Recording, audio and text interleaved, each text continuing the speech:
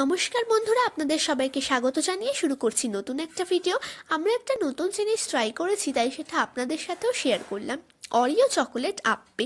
Oreo chocolate appe বানানোর জন্য প্রথমে একটা বড় অরিও বিস্কুটের প্যাকেটকে মিক্সার গ্রাইন্ডারে গ্রাইন্ড করে নিতে হবে। এবার ওই বিস্কুটের গুঁড়োর মধ্যে আস্তে আস্তে একটু একটু করে দুধ নিয়ে এবং দিতে হবে বেকিং পাউডার দিয়ে ভালো করে একটা মিক্সচার বানিয়ে নিলাম। এরপর আমরা এখানে একটা ডেয়ারি মিল্ক নিয়েছি। ডেয়ারি মিল্কটাকে ছোট ছোট কিউবস করে কেটে নিলাম।